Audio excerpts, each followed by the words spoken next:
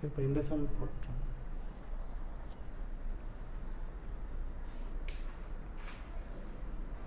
இதில் இப்போ நம்ம ஆல்ரெடி போட்ட சம்மில் வந்து கன்சம்ஷன் கொடுத்துருந்தாங்க. இதில் வந்து கன்சம்ஷன் இப்போ தான் நம்ம தான் கண்டுபிடிக்கணும். Opening plus purchases minus closing போட்டால் கன்சம்ஷன் நியூமரேட்டர் வந்துடும்.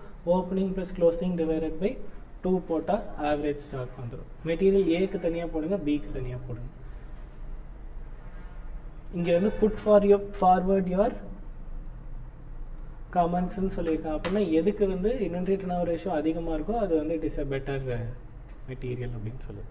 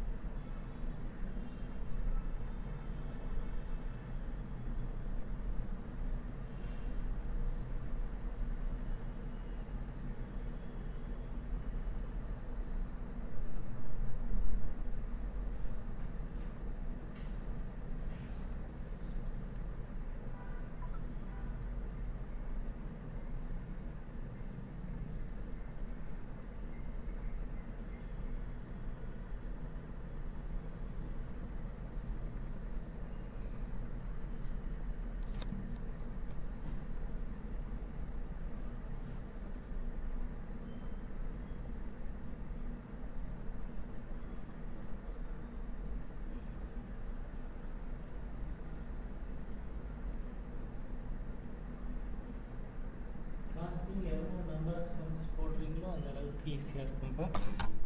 சும்மா பார்த்தா இங்கே ஈஸியாக தான் இருக்க மாதிரி இருக்கும். எக்ஸாம் மட்டும் கொஞ்சம் கஷ்டமாக தான் இருக்கும். அது நீங்கள் குரூப் 1 டேக்ஸ் படிச்சிட்டிங்கல்ல, அது புக்கில் ஈஸியாக தான் இருந்துச்சு, எக்ஸாமில் கஷ்டமாக தான்னு கேட்டாங்க. அதே மாதிரி தான் எதுவும் இருக்கும். அதனால் ரெடியாக போய்க்கோங்க. எம்டிபி ஆர்டிபி எல்லாமே போட்டு பார்த்துட்டு போயிடுங்க.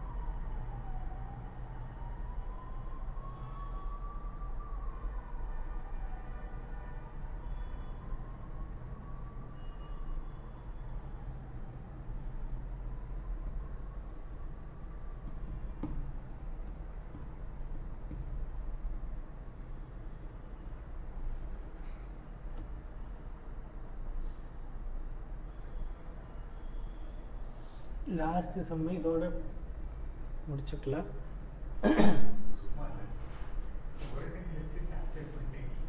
நான் என்ன பண்ணுறது,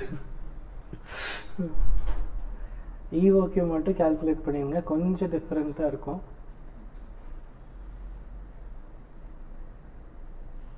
கொஸ்டின் நல்லா படித்து பார்த்துட்டு ஏ மட்டும் சொல்லுங்க போதும்.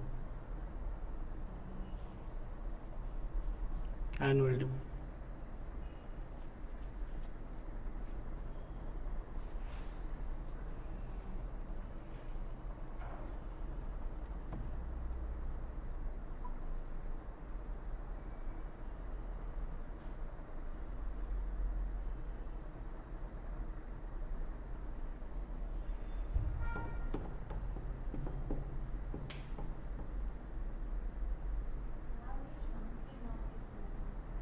எனக்கு வேணுங்கிறது ஆனுவல் டிமாண்ட். அப்போ என்ன பண்ணுவீங்க?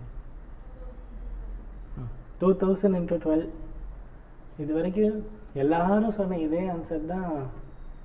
2000 × 12. ஆக்சுவலாக என்ன போடணும் அப்படின்னா 52ங்கிறது வீக்ஸு. ஏன் 2000 × 12 போடக்கூடாது, என்ன டிஃப்ரென்ஸ் அப்படின்னா, கொஸ்டினில் அவன் சரியாக எழுதலை. ஆக்சுவலாக கொஸ்டினோட தப்பு தான், பட் இப்படி தான் கேட்டு வைப்பான், அதுலேருந்து நம்ம எடுத்து தான் ஆகணும். சரி, அவங்க என்ன மேனுஃபேக்சர் பண்ணுறாங்கன்னா டிவி மேனுஃபேக்சர் பண்ணுறாங்க. இதுக்கு இவங்களுக்கு தேவையான ரா மெட்டீரியல் என்னென்னா பிக்சர் டியூபு.